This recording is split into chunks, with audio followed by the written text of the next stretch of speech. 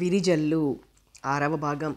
5వ భాగంలో విరజ రోజు రంగా కోసం ఇంటికి వచ్చి రంగాను వాకింగ్కి తీసుకువెళ్తూ ఉంటుంది. కథ కొనసాగుతూ ఉంటుంది. వేణు, నీకు ఉత్తరం రాయవలసి వస్తుందని కానీ, రాసిన ఇలా రాయాల్సి వస్తుందని కానీ కలలోనైనా లీలగా తెలిసి ఉంటే నాకు ఈ జన్మే వద్దని భగవంతుణ్ణి ప్రార్థించుండేదాన్ని. అయితే ఎప్పుడు ఏది ఎందుకు జరుగుతుందో ఎవ్వరూ తెలుసుకోలేరు, చెప్పలేరు. ఇక నాలాంటి సామాన్యురాలికి ఆ భౌతిక విషయాలు ఎలా తెలుస్తాయి? నన్ను మన్నిస్తావని, ఈ ఉత్తరాన్ని నిదానంగా ప్రశాంత చిత్తంతో చదువుకుని అర్థం చేసుకుంటావని ఆశిస్తున్నాను. నా ఆశ నిరాశ కాకూడదని భగవంతుణ్ణి మళ్ళీ ప్రార్థిస్తున్నాను. ప్రపంచంలో ఏ పరిస్థితులలోనైనా నన్ను అర్థం చేసుకోగలవు, చేసుకోవాలి, ఆదరించాలి, అభిమానించాలి. అదే నాకు కావలసింది. అంతే, అది తప్ప మరేమీ అక్కర్లేదు నాకు. నిండు మనసుతో నా మనసులో ఉన్న భావాల్ని నీ ముందు బయట పెట్టుకుంటున్నాను. అవి నీకు సంతోషాన్ని కలిగిస్తాయో దుఃఖాన్ని కలిగిస్తాయో నాకు తెలియదు. నేనేం చెయ్యను. నేను నీతో పాటు సమానంగా బాధపడుతున్నప్పుడు, కానీ ఇప్పుడు నేనెంతగా నాలో నేనే కుమిలిపోతున్నానో నాకే తెలియటం లేదు. నిజంగా నేను మతాంతరంగా ఎందుకు జన్మించానా అని ఎప్పుడూ బాధపడుతూ ఉంటాను. నీకు నాకు ఎన్నడూ మతాలు అడ్డురాకున్నా అది సంఘానికి కావాలి. నిన్ను నన్ను విడదీసి వేరు చేసిన ఈ మతాన్ని ఏం చేసినా తప్పులేదు. కానీ ఈ భారతదేశంలో పుట్టాక, ఈ మట్టిలో పెరిగాక ఇక్కడి సాంప్రదాయాల్ని, ఆచారాల్ని ఇష్టం ఉన్నా లేకున్నా గౌరవించాలి, గౌరవించి తీరాలి. అది తప్పదు. ఒకరికి కష్టాన్ని కలిగిస్తుందనో, నష్టాన్ని కలిగిస్తుందనో, సుఖాన్ని ప్రసాదిస్తుందనో సాంప్రదాయాల్ని, ఆచారాల్ని అనుక్షణము మారుస్తూ ఉంటే మానవుడికి సుఖమే దక్కదు. 10 మందికి సుఖాన్నిచ్చేది ఎలాగూ కొందరికి దుఃఖాన్నిస్తుంది. అందరికీ సుఖాన్నిచ్చే ఏది ఉండదేమో. ఒకవేళ ఏదన్నా ఉందంటే అది బహుశా ఒక్క మరణమేనేమో. సమవర్తి అనదగినవాడు ఆయనొక్కడేనేమో బహుశా. భగవానుడే వెలుగుని, వెన్నెలని, నింగిని, నీటిని అందరికీ సమానంగా ఇవ్వటం లేదు. ఇక సమానత్వం ఎక్కడా, సమభాగత్వం ఎక్కడా? సమానత్వం అని వాదించేదంతా అర్థం లేని వాదనే అవుతుంది చివరికి. పోనీలే, ఈ అర్థం లేని వేదాంతం ఎందుకు? నేను నిన్ను 10 ఏళ్లుగా పలకరిస్తూ, ఊహకి మాత్రమే అంతా తెలియని నీ మూర్తిని ఆరాధిస్తూ, ఎక్కడున్నానో కూడా తెలియని నిన్ను అనుక్షణం ఆహ్వానిస్తూ, పిలుపుకి కూడా అందనంత దూరంలో ఉన్న నిన్ను మనసారా పిలుస్తూ, ఆహ్వానిస్తూ, నీకోసం తప్పిస్తూ, తపస్సు చేస్తూ బ్రతికాను. కానీ తపఃఫలం ఒక్కోసారి ఈ జన్మలో కాకున్నా పై జన్మలోనైనా లభ్యమవుతుందనే అంటుంటారు పెద్దలు. నా విషయంలో అలాగే అయ్యేట్టుంది. నిన్ను వెతుకుతూ వచ్చాను, కనిపించావు. కలలో కూడా కనిపించవు అనుకున్న నిన్ను కనులారా కాంచగలిగాను. కానీ నువ్వు గృహస్థుడివి అయ్యావని తెలిసింది. తెలిసాక ఏదో తెలియని బాధ ఎదలో రగిలింది, వేదన ఉప్పొంగింది. అయినా మనసుని నిగ్రహించుకున్నాను. కఠినమైన పరీక్ష పెట్టుకున్నాను. నీ మనసు తెలుసుకున్నాను. చాలు. 10 ఏళ్ల అమ్మాయిగా ఉన్నప్పుడు నీ విరజ అంటే నీకెంత ఇష్టమో, 20 ఏళ్ళు నిండిన నీ విరజ అంటే కూడా అంతే ఇష్టమని, పైగా నాపై అనురాగం ద్విగుణీకృతమైందని తెలిసి నా మనసు ఎంతగా గంతులు వేసిందో నేను చెప్పలేను. కానీ ప్రతిసారి నువ్వు మా ఇంట్లో ఉండవా అన్నప్పుడల్లా బాధ కలిగేది. ఏమని ఉండను, ఎవరని ఉండను, ఎలా ఉండను? ఇది ప్రపంచం. సభ్య మానవ సంఘంలో ఉన్నాం. మనమిద్దరమే కాదు జీవించి ఉండేది. కళ్ళు చెవులు అవసరం కొద్దీ ఉపయోగించుకొని నోరు చేసుకునే మనసు లేని సంఘం కూడా బ్రతికే ఉంది. లోకులు కాకుల్లా చివాట్లు వేస్తుంటే భరించుకోలేం మనం.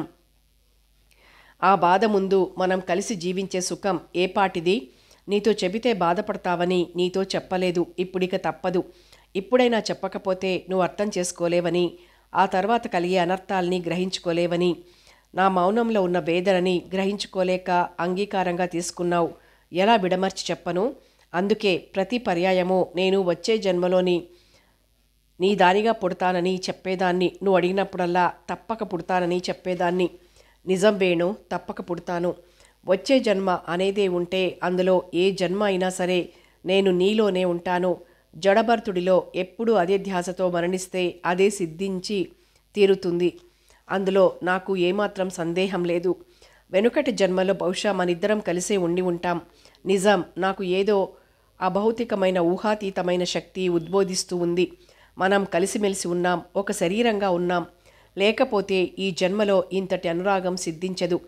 ఆ జన్మలో నేను మనసారా ఏదో దోషం ఆచరించి ఉంటాను. అందుకే నాకు ఈ శిక్ష. నిజం వేణు. అవును, నేను నీదానిగా ఉండి ఉంటాను. అవును, నీదాన్నే. అయినా నువ్విప్పుడు ఇలా ప్రవర్తించడం నాకు ఇష్టం లేదు. మనోవేదికి కూడా కారణమవుతోంది. నేను కావాలి అని కోరుతున్నావు నన్ను. నువ్వు కావాలి అని కోరే వరకు నేను నీ దాన్ని కాకుండా ఉండటం అది నా దురదృష్టమే వేణు. ఈ జీవితానికి అంతకంటే శిక్ష లేదు. భగవంతుడు ఒక్కసారి కాదు అన్నదాన్ని వేరు మార్గాన తీర్చుకోదలచటం మనలాంటి వాళ్లకు తగదు.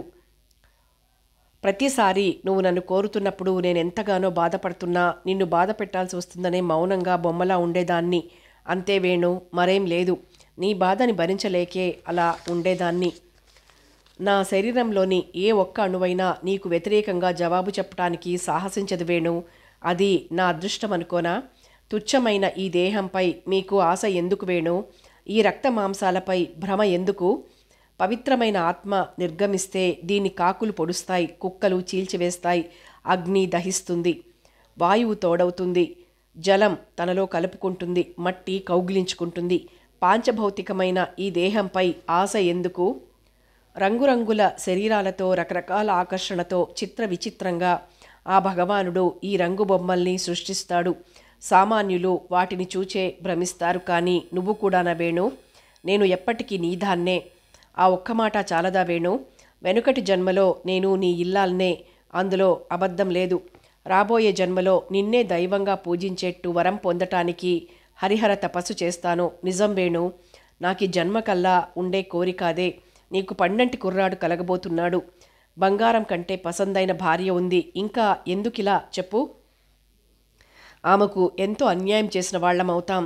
నిజంగా ఆలోచించు. నేనే నీ మాట వింటే, మనం తప్పు చేస్తే ఆమెకెంత బాధ? మీ ఇల్లాలి మనస్సు మీరు గ్రహించుకున్నారు. బహుశా అందులో మీ తప్పు ఏమీ ఉండబోదని మీ సాంసారిక జీవితం సాఫీగా సుఖంగానే సాగుతున్నదనుకుంటాను. అన్ని విషయాల్లో అదృష్టవంతులు మీరు. ఆ అదృష్టాన్ని కాలదనుకొని ఈ అదృష్టహీనని కావాలని కోరుకోవటం ఎందుకు? పనికిరాని శరీరం మీద వ్యామోహం ఎందుకు వేణు? నువ్వు డాక్టర్వి, రకరకాల శవాల్ని కోసి చూసి ఉంటావు. మాంస కండరాలు తప్ప ఏముంది ఈ దేహంలో? పైపై రంగులు, అంతేకాని మరేముంది? సామాన్యుడిలా నువ్వు భ్రమపడితే ఎలా వేణు? అంతరంగంలో అనంతరంగం వెలుగుతూ ఉంటుంది. ఈ అంతరంగాన్ని చూసే కదా ఈ దేహానికి ప్రాధాన్యత. ఒట్టి మట్టి బొమ్మలకే ప్రాధాన్యత ఎప్పుడూ లేదు వేణు. నీ సన్నిధికి రాకుండా ఉండలేను. వస్తే నీ ప్రేమ వాత్సల్యానికి మనసు పొంగకుండా ఉండదు. కానీ నీ కోరిక వింటుంటే మాత్రం శరీరంలో అణువణువు అక్కడే చచ్చిపోతుంది. ఏం చెయ్యను వేణు, నన్ను అర్థం చేసుకో. నేను పెళ్లి కాని దాన్ని.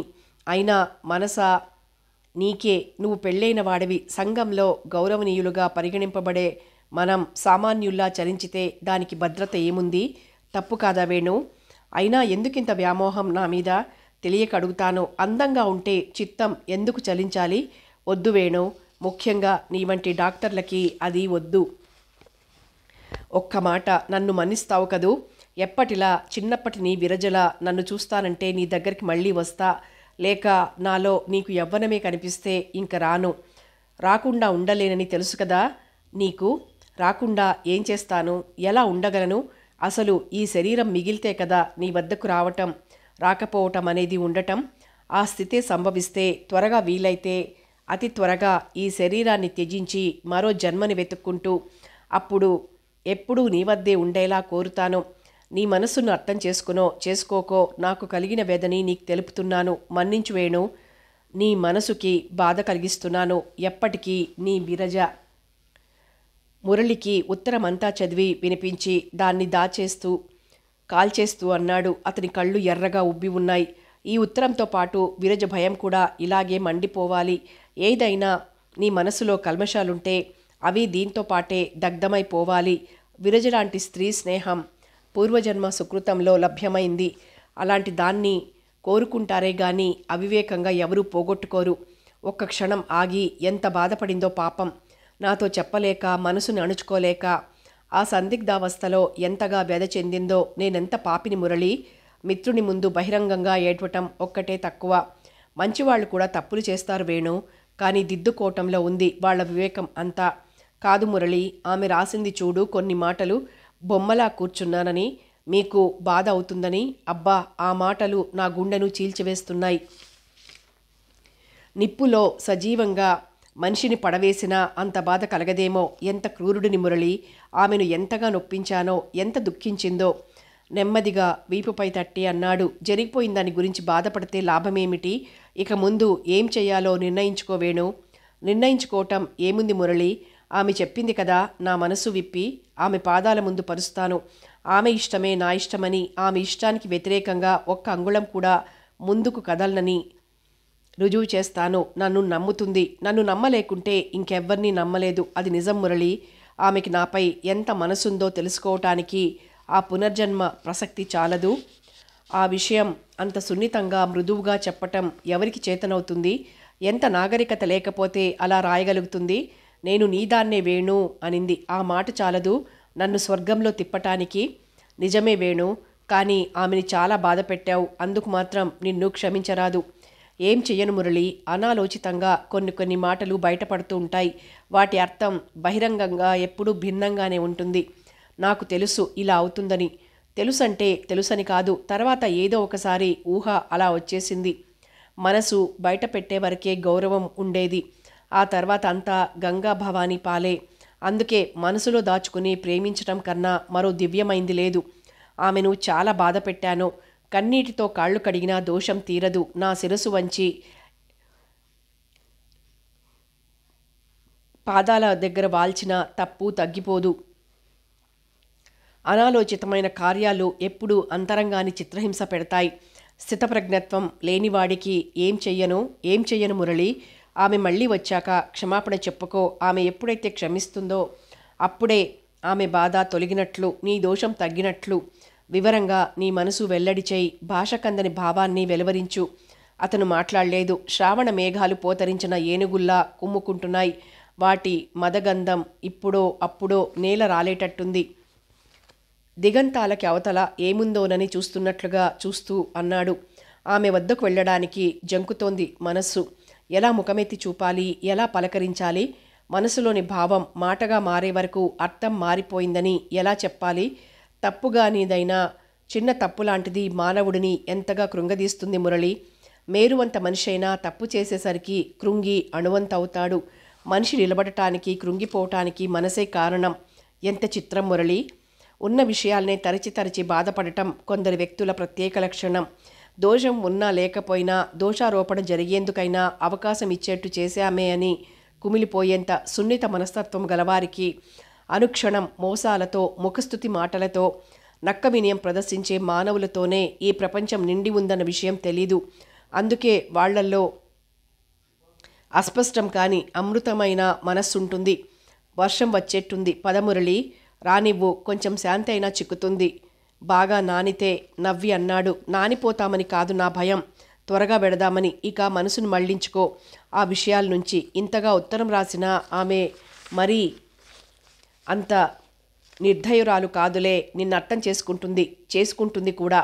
ఆమెకు ఒక మాట కావాలి నీ నుండి, అంతే, మరేమీ అక్కర్లేదు.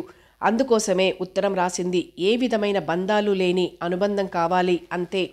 భారమైన మనసుతో ఇళ్లకి వెళ్ళారు. అలాగే నర్సింగ్ హోమ్కి వెళ్ళి ఫార్మల్గా అన్నీ చూశాడు.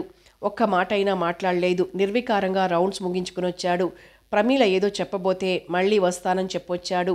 ఆలోచనలన్నీ ఆమె చుట్టూరా తిరుగుతున్నాయి. ఏ పని చేయటానికి మనసు పోవడం లేదు. మనసంతా ఆమె ఆక్రమించుకొని కూర్చుంది.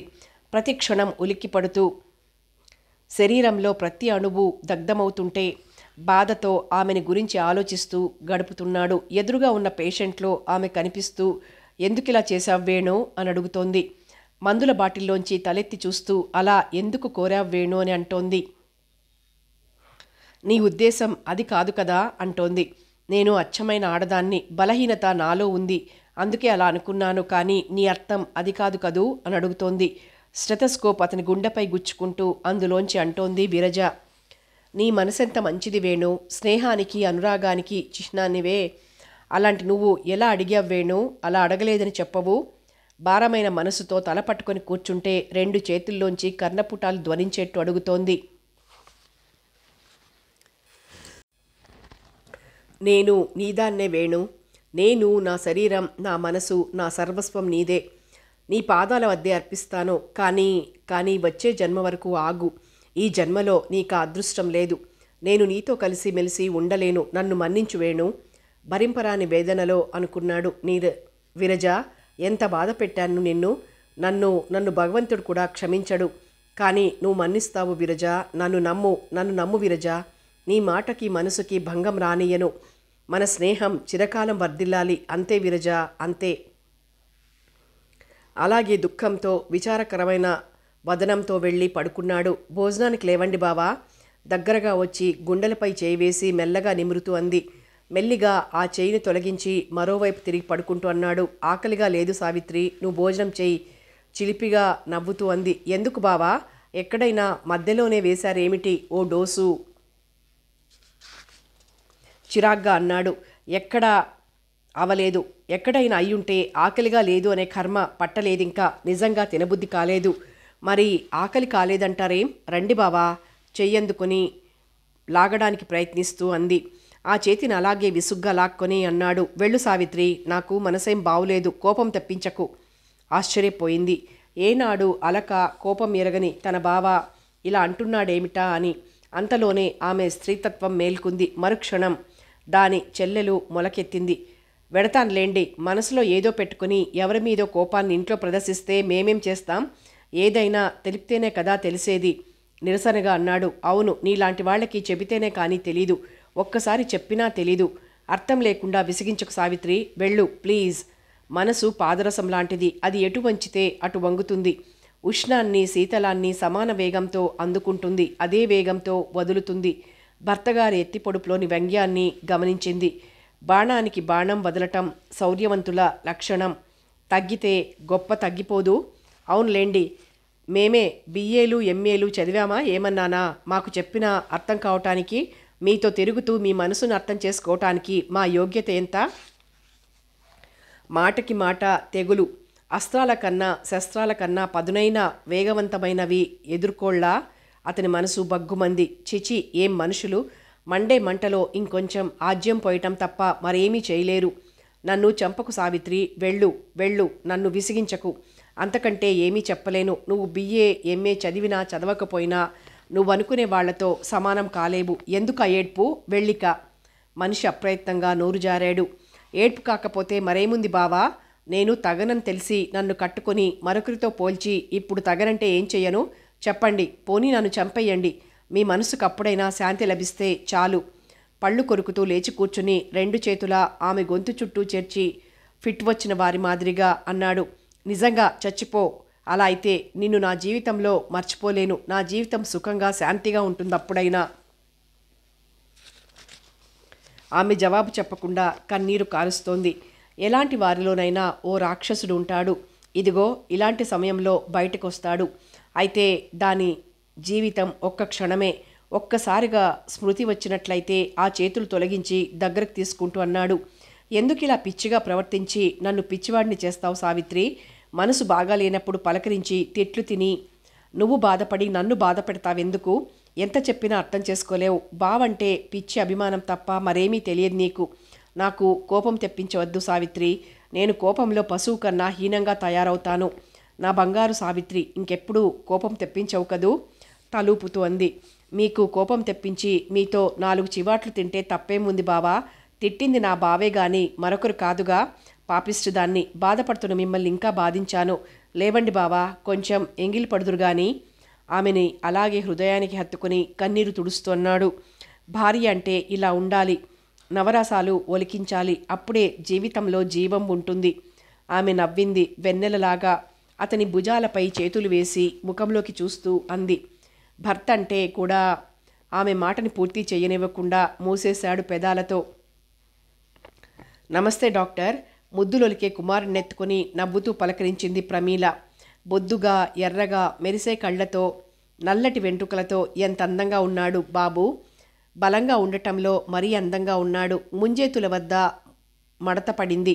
అబ్బా, ఎంత బొద్దుగా ఉన్నాడు. బోసి నవ్వులు నవ్వుతూ కేరింతలు కొడుతూ గట్టిగా చేతులు చాపి ఊపుతూ కొత్త పాత అనేది లేకుండా పలకరిస్తున్నట్లు నవ్వుతూ ఎంత బాగున్నది పాపాయి. ఏ విధమైన భావాలు ముద్దితమని మనసులో అనురాగం, ప్రేమ అనేది తప్ప మరేదీ ఎరగని గుండెతో ఎంత నిర్మలమైనవి పసి జీవితాలు. ఏళ్లు పెరిగే కొద్దీ ఒక్కో అనుభవం మనిషికి కల్మషాన్ని ప్రసాదిస్తోంది ఈ ప్రపంచం. అంతేకాని అతనిలో ప్రేమ జ్యోతి వెలిగించటం లేదు. నిశితంగా ఆమె ముఖంలోకి చూశాడు. అప్పటికి ఇప్పటికీ ప్రమీలలో ఎంత మార్పు! ఒకరోజు జీవితమే వద్దనుకుని, మాతృత్వమే అక్కర్లేదనుకుని విసుగెత్తిన ప్రమీల ఈరోజు ప్రమీల తన ముద్దుల తనయుడిని ఎత్తుకుని సుదూరమైన జీవన పదంలా ఆ అబ్బాయిని ఆలంబనగా చేసుకుని బ్రతకాలని అనుకుంటూ భవిష్యత్తును గూర్చి బంగారు కలలు కంటోంది. ఎంత చిత్రమైంది మానవ జీవితం! కోరుకున్నప్పుడు దూరంగా పోయి, వద్దనుకున్నప్పుడు వద్దకు చేరుతూ, మనిషిని అన్ని విధాలా ఆడిస్తూ ఆనందిస్తూ ఎప్పుడూ ఓ కొత్తదనాన్ని చేకూర్చే జీవితం ఎంత విచిత్రమైంది. డాక్టర్ ఆలోచనల్ని అవతలికి నెట్టి అన్నాడు. ఏమ్మా ప్రమీల, ఏమిటి విషయం? ఇంటికి వెళ్తావా? సిగ్గుపడుతూ అంది. అవును డాక్టర్, మా అబ్బాయిని ఇక్కడే ఉంచితే దిష్టి తగులుతుంది. ఈ నెల రోజుల్లోనే ఎన్నిసార్లు అబ్బాయి ఉలిక్కి పడుతున్నాడో మీకేం తెలుసు? చివరికి దిష్టి తీసి పోశాను. మొన్న చూశారు కదూ ఎంత వేడి చేసిందో. అందుకే ఇక వెళ్ళిపోతాను డాక్టర్. కానీ నాకు తెలుసు డాక్టర్ మీ అనుమానం. మా వారు లేని ఇంట్లో అడుగు పెడితే తిరిగి ఆయన స్మృతులు నన్ను గాబరా పెట్టి మరేం చేస్తాయోనని కదా మీ అనుమానం. కానీ డాక్టర్, అప్పుడు నాకు దగ్గరగా ఎవరూ ఉండేవారు కాదు. ఇప్పుడో మా ఆయన ప్రతిబింబం అచ్చు రూపుదిద్దుకున్న నా మనసు ఇదిగో మీ ఎదురుగా ఉన్నాడు. చూడండి, వీడున్నాడు. అంతకంటే ఏం కావాలి? ఒక క్షణం ఆగింది. ఆ అబ్బాయి చెంపల్ని ముద్దు పెట్టుకుంటూ, అసలు వీణి లోకంలో నాకు పొద్దే పోదు. పని లేకుండా ఉంటే కదా ఏవేవో ఆలోచనలు వచ్చేది. ఎప్పుడైతే ఏదో ఒక పనిలో నిమగ్నమవుతామో అప్పుడు వేరే ఆలోచనలకి తావే ఉండదు కదా డాక్టర్. అవునమ్మా, నిజం చెప్పావు. నిర్వ్యాపారులకే లేనిపోని ఆలోచనలు. అసంబద్ధంగా, ఆలోచన రహితంగా మనిషి తయారయ్యాడంటే అతనిలో విషాద స్రవంతులు నిత్యము ప్రవహిస్తూ ఉండాలి. ఎందుకు డాక్టర్ అలా ఉన్నారు? ఆయన స్థితి అర్థం చేసుకోలేకపోతోంది ప్రమీల. వచ్చినప్పటి నుంచి ఏదేదో మాట్లాడుతున్నా అంతగా వినకుండా తన ఆలోచనల్లో తాను మునిగిపోయిన డాక్టర్ గారి మనసులో ఏముందో ఆమె తెలుసుకోలేకపోతోంది. ఆమె అలా ప్రశ్నించేసరికి ఉలిక్కిపడ్డట్లై అన్నాడు నవ్వుతూ, ఎలా ఉన్నానమ్మా? నీకు అన్నీ చక్కగా కుదిరాయని సంతోషంగా ఉంది. ఇంతకీ మీ అబ్బాయికి ఏం పేరు పెడుతున్నావు ప్రమీల? మాట మార్చడంలో మీరు చాలా గొప్పవారు డాక్టర్, నవ్వేస్తూ అంది. మా అమ్మ, నాన్న, అత్తయ్య, మామయ్య అంతా వీడే మా ఆయన పేరే పెడదామంటున్నారు. ఎలా చెప్పండి? వాడిని ముద్దుగా నేనెలా పిలుచుకోగలను? పేరుతో ఆయన్ని పిలవగలనా? ఆయన పేరుతో వీడిని ఎలా పిలవాలి? అందమైన ఆ గాజు కళ్ళు ముద్దు పెట్టుకొని డాక్టర్ వైపు చూసి అంది. ఆ పేరు గడియకు బ్రతికినన్ని రోజులు పీల్చుకుంటూ ఎలా బ్రతకగలను? చెప్పండి డాక్టర్, మీరైనా చెప్పండి మా వాళ్ళకి. ఆమెకి ఆయనపై ఉండే అనురాగానికి, ఆమె విపులబ్ధ స్థితికి వేణు మనసు కరిగిపోయింది. ఏం చెబుతాడు? తను మృదువైన ఆలోచనల్ని వెలిబుచ్చుతూ ఎప్పుడూ ఆయన్ని తలుచుకుంటూ అతి సున్నితమైన ఊహాపదంలో మెలిగే ఆమెతో ఏం చెబుతాడు? ఎంత ప్రేమ! మనిషికి మనిషిపై ఇంత అనురాగాన్ని ఎలా సృష్టిస్తున్నాడు భగవంతుడు? నిజంగా ప్రేమకి ఫలితం ఎప్పుడు వియోగాలు, విషాదాలేనా? ప్రేమించుకుని సుఖంగా జీవించిన జంట మొత్తం ప్రపంచంలో వేళ్ల మీద లెక్క పెడతానికి కూడా ఉంటాయా? మళ్ళీ అంది. నేను మాత్రం ఎందుకు అంగీకరించను డాక్టర్. ఆ పేరు వీడికి పెట్టడం ఏమాత్రం ఇష్టం లేదు. ఇప్పుడు భరించే వేదన చాలక ప్రతి గడియకు రంపపు కోత కోరి తెచ్చుకోమంటారా డాక్టర్? అతను జవాబు చెప్పలేదు. అనురాగానికి హద్దెక్కడా, ప్రేమకు పరిదెక్కడా అని ఆలోచిస్తున్నాడు. జవాబు చెప్పరేం డాక్టర్. అయినా ఎప్పుడైనా మీరు నా మాటని తీసేశారులేండి. మీరు నా మాటకి కోరిక అంగీకరిస్తారా డాక్టర్? ఏం పేరు పెడదామనుకున్నానో తెలుసా డాక్టర్? మీరు ఊహించగలరా? తేనెలో అద్దిన గులాబీ రేకుల్లాంటి ఆ బాబు పెదవులని ముద్దు పెట్టుకొని అతని వైపు తృప్తి ఒలికే నేత్రాలతో చూస్తూ, వేణుమాధవ్, బాగుంది కదా డాక్టర్? నాకు జీవితాన్ని ప్రసాదించి వీడికి ప్రాణం పోసి మా వంశాన్ని, మా ప్రాణాన్ని నిలిపిన మీపై కృతజ్ఞత ఎలా తీర్చుకోగలను వేణుబాబు? ఇంతకంటే నాకు మరో వేరు మార్గం కనిపించలేదు. ప్రతిక్షణం మీ పేరును తలుచుకుని మీరు మా జీవన జ్యోతిని, మా ఇంటి దీపాన్ని నిలిపిన విషయం స్మరించుకుంటూ ఉండటం కన్నా కృతజ్ఞత ఏముంది చెప్పండి. నాకు మాధవుడంటే చిన్ననాటి నుంచి, బుద్ధి తెలియని వయసు నుంచి ఎంతో భక్తి. పిల్లని గ్రోవి వాయిస్తూ అల్లరిగా గొల్ల పిల్లల్ని వెంట తిప్పుకుని తిరిగే నల్లని వాడంటే నచ్చని వారెవరు బాబు? అందుకే మా అబ్బాయికి వేణుమాధవ్ అని పేరు పెట్టేశాను. ఎవరెలా పిలిచినా నేను మాత్రం అలాగే పిలుస్తాను. అయినా నా అబ్బాయి విషయం కదూ డాక్టర్, నా మాటే వినాలి. అందరూ నా మాటే వినాలి. నా మాట వినేట్టు చెయ్యండి డాక్టర్. అతని పాదాలకు తను నమస్కరించి ఆ అబ్బాయితో కూడా వందనం చేయించింది. నిలువునా కరిగిపోతూ అన్నాడు, నీ మాటని మీ వాళ్ళెప్పుడూ కాదనరే ప్రమిళ. భగవంతుడు నిన్ను చల్లగా చూస్తాడు లే. ఆనందం వలనో దుఃఖం వలనో నేను చెప్పలేను, కానీ ఆమె కళ్ళ నుండి జారిన 2 కన్నీటి బొట్లు అతని బొటనవేళ్లను తడిపాయి. అబ్బా! తల తడుముకుంటూ బాధగా అరిచాడు రంగా. వేగంగా దగ్గరికొచ్చి తల పట్టుకుని తడిమి చూసిన కట్టిన చోట నిమురుతూ కోపంగా అన్నాడు వేణు. ఏమిటిది రగా, ఎందుకు ఇలా చేస్తున్నావు?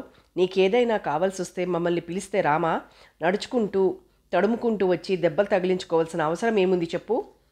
బహుశా అష్టమి నాటి వెన్నెల్లాగా నవ్వేస్తూ అన్నాడు.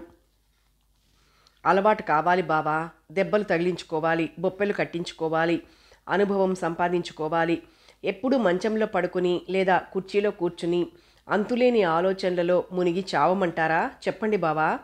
అందమైన తుమ్మెద రెక్కలు అల్లార్చి ఉన్నట్టుగా కనురెప్పల్ని ఆడించి ఒక్క క్షణం ఆగి అన్నాడు. కళ్ళతో పాటు కర్ణేంద్రియాలు, వాటితో పాటు కాళ్ళు పోతే అన్నీ పోగొట్టుకుని కదలకుండా కూర్చుని ఉండగలను, కానీ ఇప్పుడు ఎలా బావా? బరువుగా కాళ్ళు లాగుతూ ఉంటే కదల్చకుండా ఒకచోట ఎలా పడి ఉండను? అయినా ఈరోజంటే మీరున్నారు, అక్కయ్యుంది, రేపటి సంగతి ఆలోచించండి. ఇలా ఎన్నాళ్ళేమిటి, ఎన్నేళ్లు మీకు బరువుగా ఉండాలి చెప్పండి? నా బ్రతుకు ఇక ఎప్పుడూ పరాధీనంగా ఉండాల్సిందేనా?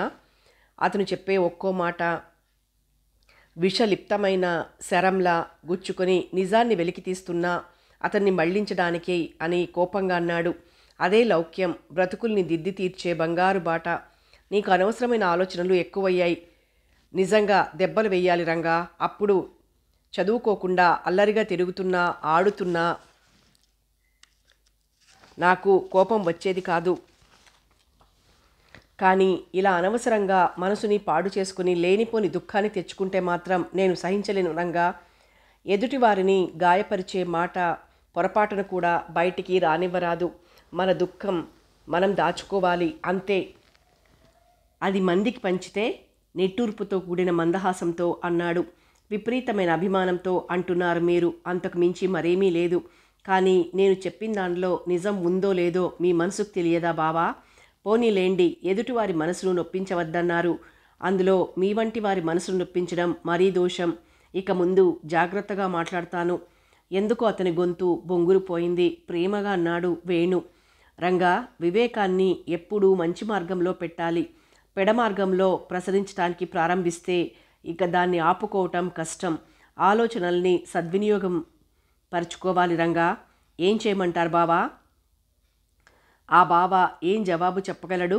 ఏనాడో చూసినా విరిగిన గులాబీ రేకు ముళ్ళే కంటికి కనిపించకున్నా మనసుకు కనిపించి గుండె నీరైతే దాన్ని ఆనాడు మాటల్లో చెప్పలేకపోయానని ఇప్పుడు చెబుదామంటే ఆలోచన అందినా అక్షరాలు అందడం లేదు. పెన్ పట్టుకుని రాద్దామంటే రాసిన లైను మీదే రాస్తానేమోనని భయం. పైగా మనసు పరిగెత్తినంత వేగంగా చెయ్యి పరిగెత్తదు. నాకెవరు రాసి పెడతారు చెప్పండి? అదేం మీ విరజక్కయ్య లేదా? నిజం, మర్చిపోయాను బావా. ఆ విషయం అడగటానికి ఇప్పుడొచ్చాను. ఆవిడ రావటం లేదు. ఎందుకని? ఈరోజైనా చెప్పి పంపరా బావా. సూర్యోదయం లేకుంటే విరిజ కనిపించదు. మా విరజక్కయ్య లేకుంటే నా మనసు వికసించదు బావా. సరే, అంతకంటే అతనేమీ అనలేకపోయాడు. తల వంచుకొని వచ్చి కూర్చుంది. ఆమె ముఖం మ్లానంగా ఉంది. నిర్విణ్ణుడవుతూ పిలిచాడు వేణు. విరజ తలెత్తి చూసింది. ఆ ముఖంలో ద్యోతకమవుతున్న వేదనని ఆందోళనని చూసి మరేమీ అనలేకపోయాడు. టేబుల్ పైకి వంగి ఆమె చెయ్యందుకొని ముఖంలోకి సూటిగా చూస్తూ అన్నాడు. నన్ను క్షమించు విరజ. పువ్వు కన్నా సుకుమారమైన నీ మనసుని నొప్పించాను. నీ మనసేమిటో తెలిసి తెలియనట్లుగా నిన్ను ఇబ్బందుల్లో పెట్టాను. బొమ్మలా కూర్చున్నాను అన్నావు. ఎంతగా బాధించిందని ఆ మాట. విరజ అప్పుడే ఎందుకు అడ్డు చెప్పలేకపోయావు? కన్నీరు కారబోతుంటే లోపలే కుక్కుకుంటూ అంది. చెప్పలేకపోయాను వేణు. నా వేణుని నేనే అడ్డగించి అతన్ని బాధపెట్టి అతని కోర్కెను కాదనే దరిద్రపు స్థితి దాపురించింది. ఎందుకా అని ఏడుస్తున్న మనసుని కాదని మాట బయటపెట్టే ధైర్యం దానికి లేకపోయింది. కానీ నువ్వు అర్థం చేసుకోలేక ఏమైనా అయిపోతావని భయమేసింది. వేణు, నా అంగీకారమో అనంగీకారమో తేల్చుకోలేక ఏమీ తెలియని స్థితిలో నీకు బాధ పెడుతూ ఉంటే నేనెలా సవరించుకోగలను వేణు? ఇప్పుడు మాత్రం బాధ కదా విరజ. అయినా నీ బాధ ముందు నా బాధ ఏ పాటిది? నోరుండే మూగదానిలా కూర్చోవాలంటే ఎంత కష్టం విరజ. అసలు స్త్రీ జీవితమే అంత విరజ. ఎప్పుడు ఎందున ఎన్నో విధాల ఎన్నింటినో కోల్పోతుంది. నీ విషాద జీవితంలో మరో విషాద సంఘటనని సృష్టించిన నన్ను మన్నిస్తావు కదూ? ద్వంద్వాతీతమైన గుణశీలిని నిన్ను బాధపెట్టిన పాపం ఊరికే పోతుందా విరజ? అది నన్ను కాల్చెయ్యదు. అంత మాట అనొద్దు వేణు. నేను క్షమించేంత గొప్పదనం ఏమీ లేదు నాలో. కానీ నన్ను అర్థం చేసుకోమని కోరుతున్నాను అంతే. నిన్ను అర్థం చేసుకున్నాను విరజ. నీ మనసుని గ్రహించాను. నువ్వు రాసావే ఆ మాట, వచ్చే జన్మలో ఎంత వీలైతే అంత తొందరగా నా దగ్గర చేరుతానని. ఆ మాట చాలు విరజ నాకు. ఈ జీవితం ఎప్పుడు ముగుస్తుందో, మళ్ళీ ఎప్పుడు పునర్జన్మ కలిగి నా విరజ నాదవుతుందా అని ఎదురు చూస్తున్నాడు. ఈ జన్మలో కలిగిన ఈ అనుభవాలు చాలు విరజ. నాకు ఈ మానవ జీవితం అంటే, ప్రపంచం అంటే విసుగెత్తింది. ఎప్పుడెప్పుడు జీవన వాయువులు అనంత వాయువుల్లో కలుస్తాయా అని ఎదురు చూస్తున్నాను. ఈ జన్మకి విరజ స్నేహం చాలు. ఆనాడైనా నువ్వు భాషని అర్థం చేసుకున్నంతగా భావాన్ని అర్థం చేసుకోలేకపోయావు. నాకు నువ్వు కావాలంటే ప్రతిక్షణం నువ్వు నా దగ్గర ఉండాలనే కోరిక, అంతేకాని దానికి మరో అర్థం లేదు నా మనసులో. అయినా ఆ విషయం పోనీలే. భగవానుడు దయతో ఏనాడో విడిపోయిన నిన్ను దరిచేర్చి వడలిపోయిన జీవితాన్ని వాసనపూరితం చేశాడు. అతని చేతినందుకొని పాలభాగానికి రాసుకుంటూ అంది. వేణు, నీ ఔన్నత్యం నాలో లేదు. నిన్ను విడిచి బ్రతకలేక, నీ దగ్గర చేరువ కాలేక, చేరువై చెంత చేరలేక, ప్రతి సెకను నరకం అనుభవిస్తూ మనస్సుని ఊరడించుకోలేక ఎంత బాధను అనుభవిస్తున్నానో. దయామయుడైన ఆ వెంకటేశ్వరుడు ఎప్పుడు దయచూస్తాడో మరి ఆయనకే తెలియాలి. కళ్ళు మూసుకుని ఉచ్ఛ్వాస నిశ్వాసాలు బలంగా వదులుతూ అన్నాడు. ఇదొక చిత్రమైన బంధం విరజ. ఎలా కలిశామో, ఎందుకు ఇలా విడిపోయి మళ్ళీ కలిశామో, ఎలా మన జీవితాలు ముగుస్తాయో తెలియటం లేదు. ఈ చిత్రమైన జగన్నాటకంలో మనలాంటి వాళ్ళు ఎందరున్నారో ఏమో తెలీదు. కానీ మనలాంటి చిత్రమైన బంధం కలిగే వాళ్ళు మాత్రం చాలా అరుదు. ఊహించుకునే కొద్దీ ఎక్కువవుతుంది బాధ కదా విరజ. పిచ్చి వేణు, బాధలోనే సుఖం ఉంది. దానివల్లే శాంతి లభిస్తుంది. ఇలా పరస్పరం ఒకరికోసమై ఒకరు ఎదురు చూస్తూనే, కలయికకై నేను, నా కలయికకై నువ్వు, ఇలా అహర్నిశలు తపస్సు చేస్తూ రాబోయే జన్మకై ఎదురు చూడటంలో ఉన్న ఆనందం కలిసి కాపురం చేస్తే వస్తుందా? నిరీక్షణలో ఉన్న ఆనందం, ఆశలో ఉన్న సుఖం అనుభవంలో దొరకవు వేణు. విరజ, నువ్వు క్రిస్టియన్వి. నీకు పునర్జన్మ అంటే నమ్మకం ఉండదే మరి ఎలా చెబుతున్నావు? బాగా కాగిన పాలపై మీగడలాంటి నవ్వు నవ్వింది. జీవుని చిత్రమైన శక్తికి సామాన్యమైన భౌతికమైన కుల పంతం, మత పంతం అంటారు వేణు. నేను క్రిస్టియన్ని జన్మచేత, కానీ భారతీయురాల్ని కదా. నీ వెంట తిరిగిన దాన్ని. ఈ దేశంలో జన్మించిన ప్రతి ఒక్కరికి పునర్జన్మపై నమ్మకం ఉంటుంది. ఎవరికైనా ఉన్నా లేకున్నా నా చిత్రమైన మనసుతో మాత్రం హిందూ మతం సాంప్రదాయాలు, ఆచారాలు, అభిప్రాయాలు గట్టిగా పాతుకొని ఉన్నాయి. నాకు పునర్జన్మపై నమ్మకం ఎందుకుండదు వేణు? పోనీ విరజ, నన్ను పెళ్లి చేసుకోకూడదా? అతని కళ్ళల్లోకి కోపంగా చూస్తూ అంది. ఎంత మాట అంటే అంత మాట అంటావు వేణు. నువ్వు ఆలోచించకుండా ఎలా పెళ్లి చేసుకోమంటావు నిన్ను? నీకు పెళ్ళైంది, భార్య ఉంది, త్వరలో తండ్రివి కాబోతున్నావు. సమాజం హర్షిస్తుందా? కులం వేరు, మతం వేరు, అన్ని అడ్డంకులు. అసలు ఇది సహజంగా ఉంటుందా చెప్పు? ఒకరుండగా మరొకరు వద్దు వేణు. ఆ ఆలోచన రానియకు. పెళ్ళి అనేది అదృష్టయోగం మనల్ని కలపలేకపోయింది. చైనీస్ చక్కర్లో పావుల్ని ఎత్తివేస్తూ పడేసినట్లు భగవంతుడు ఎక్కడికి ఎవరిని నిర్దేశించి పంపుతాడో మానవులు అక్కడికే నడుస్తారు, నడవాలి. పదం మార్చాలన్నా, పదం వెతుక్కోవాలన్నా పదికులు పదవిహీనులు కావటం తప్ప మరొకటి ఉండదు. కించపడుతూ అన్నాడు. ఒకదాని బదులుగా మరొకటి అడిగాను. నా ఉద్దేశం కాదు. నేను అడగాలనుకున్నది నువ్వు ఇక పెళ్లి చేసుకోవా విరజ? అనుకోకుండా అమావాస్య నాడు కనిపించే చంద్రకళలా నవ్వింది. పెళ్ళి? ఒక సెకన్ ఆగి ప్రశ్నార్థకంగా అతని ముఖంలోకి చూస్తూ అడిగింది. అదో అవసరమా వేణు? అతని జవాబు కోసం ఆగింది. కానీ అతను ఏమీ జవాబు చెప్పలేదు. ఏదో దేన్ని గురించి ఆలోచించాలని యత్నిస్తోంది అతని మనసు. కానీ అది మనస్సుకి అంది చావటం లేదు. మళ్ళీ అంది, నా మనసులో మగవాడంటే నువ్వు మాత్రమే వేణు, ఇంకెవ్వరూ మెదలరు. నిండు పున్నమి చంద్రుని లాంటి నిన్ను పొందలేని నా భాగ్యాన్ని నిందించుకోవటం తప్ప ఇప్పుడు చేయగలిగింది ఏమీ లేదు. అంతేకాని నువ్వు దక్కలేదని మరొకరిని వెతుక్కోనా? అయినా నాకెవరున్నారు చెప్పు? తండ్రా, తల్ల, సోదరులా ఎవరున్నారు నన్ను వేధించటానికి? ఇంకా చదవాలనిపిస్తే ఎంఏకి చదువుతాను, అవసరమనిపిస్తే ఉద్యోగం చేస్తాను, విసిగెత్తిన నాడు జీవితమే ముగిస్తాను గాబరాగా అన్నాడు. అలా అనకు విరజ, నా ఎదురుగా అటువంటి మాటలనకు. నువ్వు జీవించాలి, సుఖంగా జీవించాలి.